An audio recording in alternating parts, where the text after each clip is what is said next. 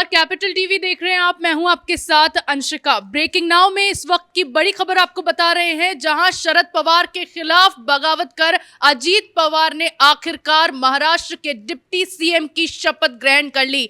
राजभवन में अजीत पवार ने शपथ ग्रहण की, जिसके बाद महाराष्ट्र में बीजेपी, एनसीपी और शिंदे सेना की ट्रिपल इंजन सरकार बन गई है। अजीत पवार के साथ राजभवन में कुल 9 एनसीपी विधायकों ने शपथ ग्रहण की, मंत्री पद की शपथ ग्रहण की है। इसके साथ ही एक बड़ी खबर यह भी सामने आई है, जिसमें पता चला है कि कुल एनसीपी के 43 विधायकों का समर्थन अजीत पवार के साथ है। इसी पर ज्यादा जानकारी के लिए मेरे साथ न्यूज रूम से जुड़ रहे हैं कैपिटल टीवी के editor in chief doctor Manish Kumar. Doctor साहब, आखिरकार अजीत पवार ने शपथ ग्रहण कर ली। देखिए, डिप्टी सीएम वो बन भी गए और उन्होंने अपना ट्विटर के ऊपर जो बायो होता है उसमें भी उन्होंने लिख दिया। और जो सबसे बड़ी चीज, उन्होंने अपने आप को अभी भी एनसीपी का लीडर बताया है।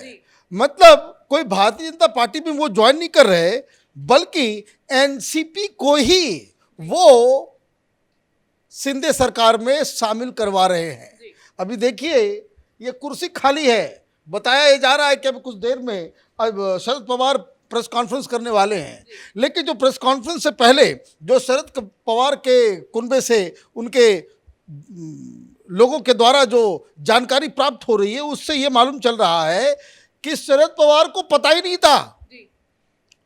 सवेरे अजीत दादा मीटिंग कर रहे हैं, उसको लेकर के कुछ पत्रकारों ने, कुछ लोगों ने जाकर के बातचीत भी की कि अचानक से अजीत पवार ने एमएलएस की मीटिंग बुलाई है, क्या चल रहा है।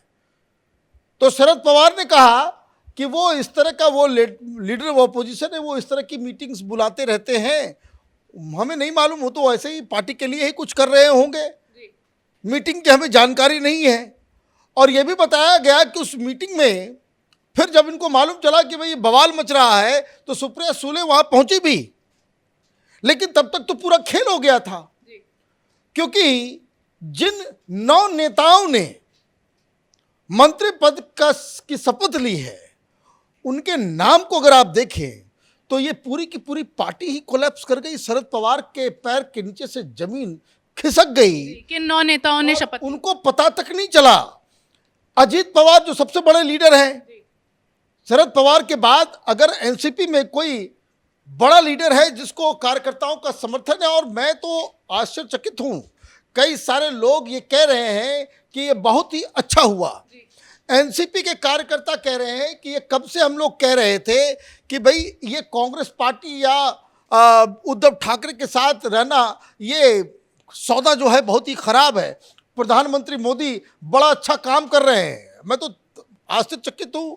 ये अनिल देशमुख के वकील वो भी मिल गए, वो कह रहे हैं कि बहुत ही अच्छा हुआ है, देश को जो है वो विकास के रास्ते पे प्रधानमंत्री मोदी लेकर के जा रहे हैं, और महाराष्ट्र भी अब बहुत तेजी से विकास करेगा, क्योंकि अजीत दादा जो है वो विकास पुरुष हैं।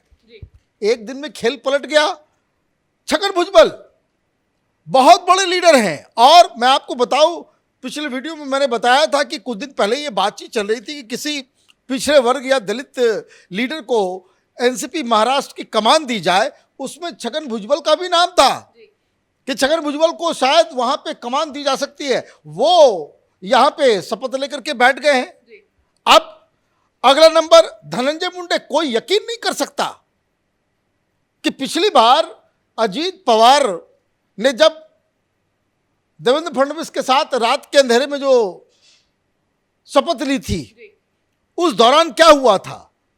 ये छगन भुजबल, ये धनंजय मुंडे, ये बड़े बड़े पावर हाउस हैं एनसीपी के अंदर। इन लोगों ने शरद पवार का साथ दिया, अजीत पवार का साथ नहीं दिया, अदरवाइज उस समय ही खेल हो गया होता। लेकिन अब धनंजय मुंडे भी वो शपथ लेते नजर आ रहे हैं, तो कुछ ना कुछ तो गड़बड़ है। ये किसी के बाहरी के कहने से नहीं हो रहा। शरद पवार ने जो सत्ता परिवर्तन किया, अपनी बेटी को जो उन्होंने कमान दी, उससे ये सारे लोग नाराज हैं। दिलीप वलसे पाटिल बड़े लीडर हैं। अगला नाम Anil Patil, Sanjay Baburao Bansode, Hasan Mushrif, Dharmarao Baba, Atram, Aditi Tatkare, these are big names. ये सब मंत्री रह चुके हैं और बड़े बड़े, अब इनके साथ के भी जो लोग हैं, और आपने जो बात कही कि 43 और भी जो एमएलए जो हैं इनके साथ हैं, तो इसका मतलब ये है ये तो कू हो गया। जी डॉक्टर साहब, एक खबर ये भी सामने आई है कि जो कदम अजीत पवार की ओर से उठाया गया उसके बाद शरद पवार ने सुप्रिया सुले से फोन पे बातचीत की और दावा ये किया जा रहा है सुप्रिया सुले की ओर से कि जो 43 विधायक छोड़ के गए हैं उनमें से 80% विधायकों का समर्थन वापस शरद पवार को मिल सकता है। कितनी सच्चाई? देखिए, ये तो आप कहेंगे ही कुछ भी, जो होना था वो तो हो गया। राजनीति परसेप्शन पे होती है। कल क्या होगा, अजीत पवार क्या करेंगे नहीं करेंगे, ये सारी चीजें अपनी जगह पे है। लेकिन आज की तारीख में ये जो टेलीविजन चैनल पे जो कुछ चमक रहा है, दमक रहा है, वो 3 बातों को बता रहा है। पहली चीज ये कि शरद पवार का जो होल्ड पार्टी के ऊपर था वो होल्ड अब नहीं रहा। लोग शरद पवार के खिलाफ बगावत करने के लिए तैयार हैं। ये नाम इसलिए इंपॉर्टेंट है कि ये वो लोग हैं जो एनसीपी के पिलर्स हैं। तो पहली चीज ये। दूसरी चीज कि इन लोगों ने यह भी घोषणा कर दी कि जो सुप्रिया सुले को आप पार्टी का कमान देने की जो कोशिश कर रहे हैं वो भी एक्सेप्टेबल नहीं है।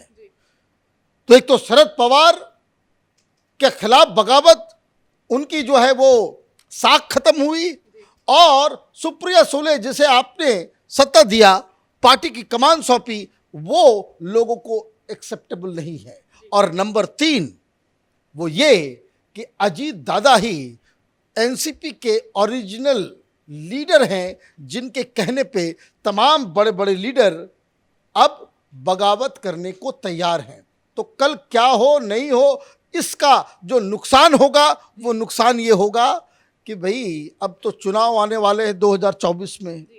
एक तरफ कांग्रेस पार्टी, शरद पवार और थके हारे उद्धव ठाकरे, सब घायल लोग। अब ये मैं आपको बता दूं, कुछ और खबर मैं आपको दे दूं कि जिस तरीके से ये शिवसेना टूट गई, जिस तरीके से एनसीपी टूट गई, खबर ये आ रही है कि 1-2 दिन के अंदर कांग्रेस के भी 2-4 बड़े बड़े लीडर जो पूर्व मुख्यमंत्री के स्तर के हैं वो भारतीय जनता पार्टी में शामिल होंगे। वो वहां के संगठन, वहां की सरकार में नहीं शपथ लेंगे, वो भारतीय जनता पार्टी में आने वाले। तो आप देखिए कि महाराष्ट्र की राजनीति में अचानक से ये जो है रविवार को भूकंप आ गया, और ऐसा भूकंप आया है कि जिसका इम्पैक्ट पूरे देश की राजनीति पे भी पड़ने वाला है, क्योंकि लोकसभा के चुनाव बिल्कुल अब आंख के सामने है। डॉक्टर साहब, एक अहम सवाल यहाँ ये भी खड़ा हो गया है कि अजीत पवार ने अगर बगावत की है तो अब एनसीपी किसकी होगी? क्योंकि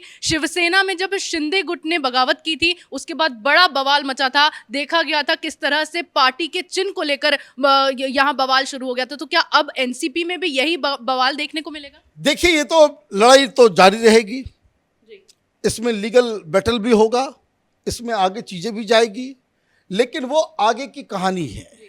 फिलहाल जो अभी जो खबर आई है उससे एक बात तो तय हो गई कि भाई ये जो अपने आप को महाराष्ट्र की राजनीति के सबसे बड़े जो है भीष्म पितामह मान रहे थे शरद पवार, उनकी इज्जत का जो है वो फलूदा निकल गया है, पूरा खेल खराब हो गया है। अब बस अब आपके पास सिर्फ यही कहने के लिए है कि भाई ये देखिए बीजेपी वाले पार्टी तोड़ रहे हैं, तो बीजेपी वाले जो है वो धमकियां दे रहे हैं, बीजेपी वालों ने पैसे दिए हैं, ये तमाम चीज़ें अपनी जगह पे है। आप आरोप प्रत्यारोप जो है वो लगता रहेगा।